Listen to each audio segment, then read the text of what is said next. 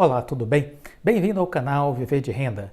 Se inscreva no canal, deixe seu like e compartilhe com os amigos. Me permita me apresentar para quem não me conhece. Eu sou Clóvis Faleiro, sou formado em administração de empresas, sou consultor empresarial, 30 anos trabalhando com grandes empresas do Brasil, do exterior, trabalhando com a alta administração, diretorias, presidências, conselhos de administração. Estudo este meio empresarial desde que comecei a trabalhar para ele. Entendo como funciona a dinâmica das empresas. Ao longo dos meus 30 anos como consultor empresarial, tive a oportunidade de trabalhar em diversas áreas: planejamento estratégico, programas de trainee, formação de lideranças, desenvolvimento de projetos diversos, programas de sustentabilidade, nas áreas de relações institucionais, promovendo associações e parcerias com o poder público e com o poder privado. Tive oportunidades de estar a serviço de diversas empresas, de diversas organizações. Tive a oportunidade de desenvolver projetos trabalhando para o Ministério da Agricultura, desenvolvendo projetos com a Embrapa, desenvolvendo projetos com a Caixa Econômica Federal, desenvolvendo trabalhos com a Microsoft, com o Google, com a Santo Antônio Energia, com a Braskem, com a Fundação Odebrecht, com o Instituto Ayrton Senna, com a Fundação Kellogg, com o BNDES, né? Com diversas empresas e instituições. Ao longo desses anos eu tive essa oportunidade de vivenciar, de estudar este ambiente corporativo. Tenho 16 anos de Bolsa de Valores. Quem você conhece que tem tanto tempo na Bolsa de Valores? Porque eu costumo dizer que quem tem mais de 10 anos na Bolsa é um sobrevivente. Longevidade na Bolsa de Valores é sinônimo de experiência. É sinônimo de experiência, porque você já viu e viveu muitas coisas. E aqui eu quero aproveitar esse vídeo para contar para vocês algo que eu já contei aqui anteriormente, mas eu acho que vale a pena ver de novo. Eu quero contar para vocês que eu comecei a investir em 2006. A minha ideia era fazer uma reserva financeira enquanto eu estava na minha plena atividade produtiva, nos meus anos que eu tinha de produtividade, no decorrer da minha carreira profissional. Queria usar o que eu estava ganhando para ir criando uma reserva que me permitisse, quando eu parasse de trabalhar, ter a minha independência financeira assegurada. Então essa era a ideia, essa foi a engenharia. Comecei a fazer isso em 2006, porque até antes de 2006 eu vivia como se não houvesse amanhã. Tudo que eu ganhava, eu gastava. Mas o que eu percebi é que esse meu comportamento é o comportamento de boa parte da população brasileira, né? Vive como se não houvesse amanhã. Conheço vários amigos que viviam da mesma maneira, né? Não se preocupavam com o dia seguinte, com o futuro, queria viver o hoje, o aqui e agora, né? Então, quando chegou em 2006, eu disse, não, está na hora de começar a mudar e fazer uma poupança, fazer uma economia e começar a investir. A Bolsa de Valores me atraiu de imediato, porque eu entendia que ali tinha um poder de multiplicação de capital interessante. Então eu comecei a procurar estudar e investir na Bolsa de Valores. 2006, 2007, as coisas iam muito bem. Eu já tinha acumulado entre 120 e 140 mil reais na Bolsa de Valores, fruto do dinheiro que eu vinha economizando e aplicando, né? E aplicando em empresas grandes. No primeiro momento, para quem está começando, você busca as empresas que todo mundo já ouviu falar. Então era Petrobras, Vale, Bradespar, CSN, Gerdau, né? São as empresas que chamam logo a sua atenção quando você começa a investir. Bom, quando chegou de 2007, segundo semestre mais ou menos, eu comecei a descobrir, por conta do site da Bradesco Corretora, que era a corretora que eu utilizava, eu comecei a descobrir ações que estavam com muita volatilidade e performavam de forma extraordinária. Me chamava a atenção porque a própria corretora divulgava isso. Então eu tinha estava vendo na tela do meu home broker ações subindo 20%, 30% num dia ou em alguns poucos dias tendo essa valorização. Eu disse, poxa, essas empresas são fenomenais. Na verdade, eu nem sabia que empresas eram aquelas. Algumas eu conhecia, como Hotéis Otton, tinha a Arthurland, tinha uma outra que, se não me falha a memória, chamava-se Marambaia. Enfim, tinha algumas empresas que não eram muito conhecidas, né? E que eu não parei para estudar, para analisar, para nada. Apenas percebia que os preços das ações eram muito baixos. E eu comecei então a deixar de investir nas outras ações, que eram grandes, seguras e confiáveis, e passei a investir nessas, atraídos pelo brilho das suas cotações, que estavam crescendo rapidamente, que estavam tendo grandes altas no dia, na semana. Eu comecei então a me posicionar nessas empresas. E aí fazia muitas operações curtas. Comprava hoje, vendia hoje mesmo, ou comprava hoje e vendia 2, 3 dias depois, e comecei a ganhar. Eu disse, olha que coisa bacana, estou ganhando 15%, 20%. Teve um dia que eu cheguei a ganhar 84 mil reais. Me parecia uma coisa perfeita, né? Eu disse, acertei a mão. Eu vou acelerar os meus ganhos. Eu vou ganhar mais rápido dinheiro. Eu vou chegar, porque eu tinha uma meta. Quando eu comecei a investir, eu tracei uma meta. Eu quero chegar ao meu primeiro R$1 milhão. Então, essa era a minha primeira meta. Eu quero chegar ao meu primeiro R$1 milhão. E aí eu disse, pô, eu vou chegar rápido nesse primeiro R$1 milhão com essas ações maravilhosas que eu descobri. Muito bem, só que aí, 2007 para 2008, vem a crise financeira dos Estados Unidos por conta do subprime, né? Farei em outra oportunidade uma série de vídeos sobre essa crise de 2007 e 2008. Essa crise pegou todo mundo, a grande maioria, salvo quem estava operando a crise nos Estados Unidos, pegou todo mundo de surpresa.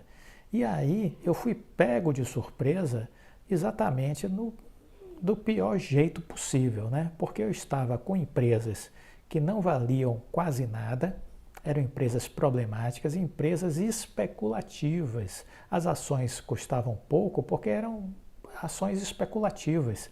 As altas era apenas especulação, eram especuladores trabalhando com a ação, fazendo ela subir, fazendo ela cair, fazendo subir, fazendo cair. E aí, consequentemente, eu fui pego com ações especulativas e mais, cometi um outro grave erro.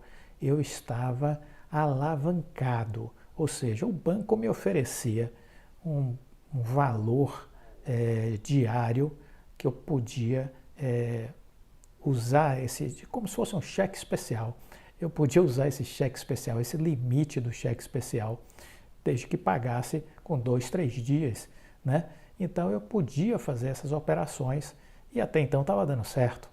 Só que quando explodiu a crise, eu fui pego nesse momento, ou seja, alavancado, ou seja, gastando um dinheiro que eu não tinha de verdade, era o meu limite, e com ações especulativas. Aí foi uma tragédia, né? Não preciso dizer. Quebrei na bolsa, perdi tudo que eu tinha conseguido conquistar de 2006 para 2007, em torno aí de 120, 140 mil reais, e fiquei com uma dívida com o Bradesco, que eu renegociei para 5 anos, mas que ela ficou em 250 mil reais. Então, meu prejuízo total foi mais ou menos aí de 370 mil reais à época.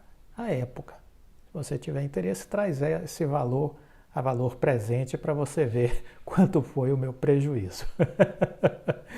Então, foi uma situação dramática, foi algo que me tirou a paz, né?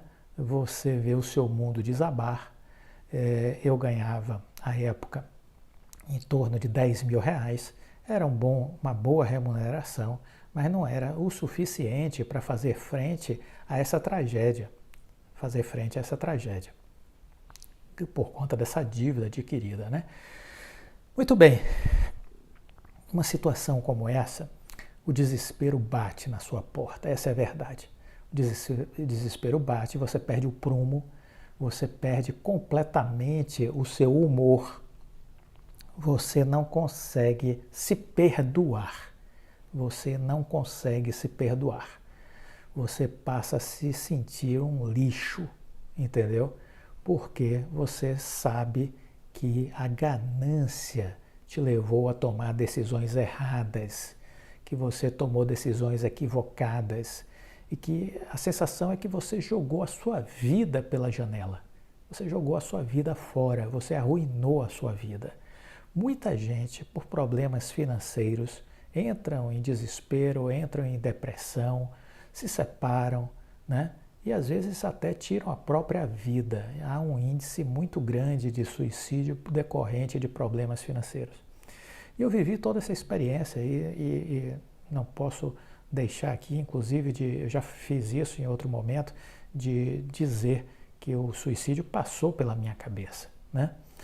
Mas quis o destino que eu conseguisse encontrar um prumo.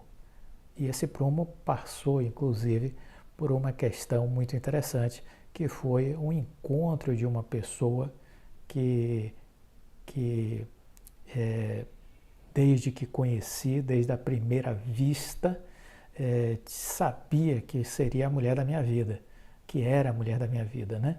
Cada um de nós fomos para um lado, nos separamos, tivemos destinos separados, mas naquele momento de tragédia, quis o destino que nos reencontrássemos.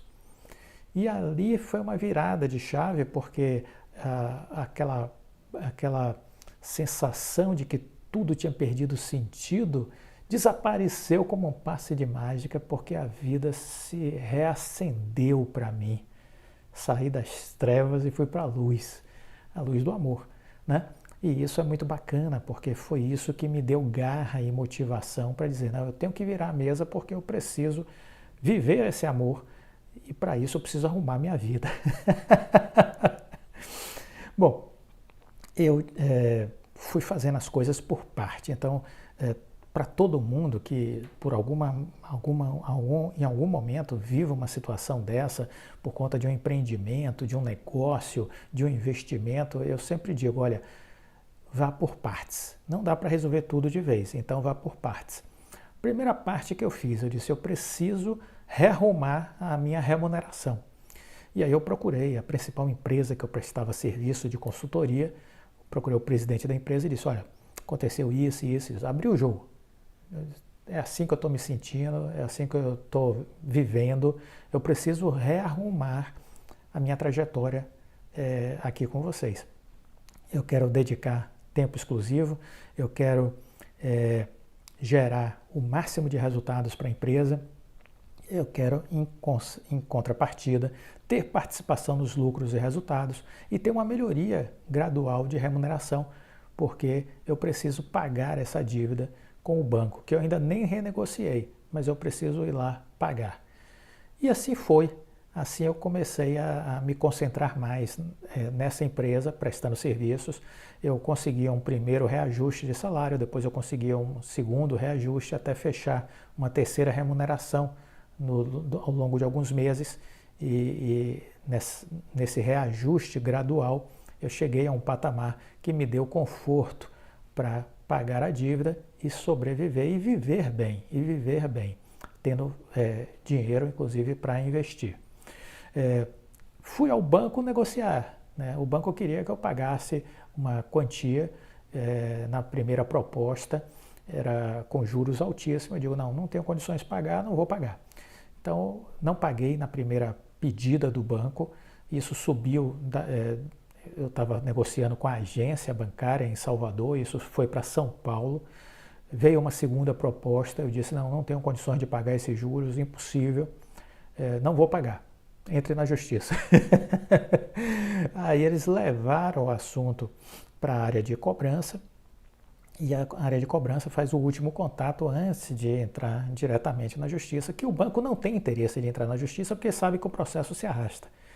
Então, na última etapa, chegou na área de cobrança, a área de cobrança lá de São Paulo fez contato e aí fez uma proposta e aí sim, essa proposta eu achei que estava adequada e justa, né, do ponto de vista de juros. E aí fizemos um ajuste e essa dívida ficou para ser paga em parcelas decrescentes, começava com parcelas maiores, ia decrescendo, e no total ia dar a quantia de 250 mil para ser pago em 5 anos. Né? Beleza, fechamos a negociação, então eu tinha resolvido a minha vida do ponto de vista profissional, tinha resolvido a dívida, faltava um outro passo que eu julgava importante, voltar a investir na Bolsa, voltar a investir na Bolsa. E o que é que eu fiz? Aí veio um ato de coragem. Eu vendi o apartamento que eu morava, herança de meu pai. Vendi o apartamento que eu morava, herança de meu pai. E peguei este dinheiro e voltei a investir na Bolsa. Lembro que uma amiga dizia, pelo amor de Deus, não faça isso, prometa. Aí eu cruzei os dedos e disse, prometo. Mas eu não pensei 2 vezes. Vendi e voltei a investir. À época, esse imóvel era em torno aí de 100 mil reais, em 2008. Né? Vendi e voltei a investir. Resultado, essa combinação de coisas fez com que eu fosse avançando no tempo e em 3 anos, de 2008 a 2011, eu consegui chegar no meu primeiro R$1 milhão. No meu primeiro R$1 milhão. Cheguei em 2011, me dei de presente, fui com minha esposa, fomos para Bora Bora. Fomos comemorar o meu aniversário em Bora Bora. Era uma viagem de sonhos, eu tinha a ideia de que se eu fosse algum dia em Bora Bora, iria com ela, e eu já tinha inclusive uma vez comprado um quadro de uma imagem de Bora Bora, e ficava esse quadro como uma meta, né? Eu vou aí e vou com a mulher da minha vida. Então tinha chegado o momento. Então eu fui para Bora Bora em 2011 exatamente para celebrar esse acontecimento de ter dado a volta por cima, de ter conseguido viver a história de amor que eu desejava e ao mesmo tempo conseguir chegar ao meu primeiro R$1 milhão, que tinha sido uma meta que eu tinha me colocado lá atrás em 2006, né? Então em 2011 eu cheguei lá ao meu primeiro R$1 milhão. Eu estou contando isso aqui, dividindo isso aqui com vocês, para mostrar que a vida não é uma linha reta, ela é cheia de altos e baixos.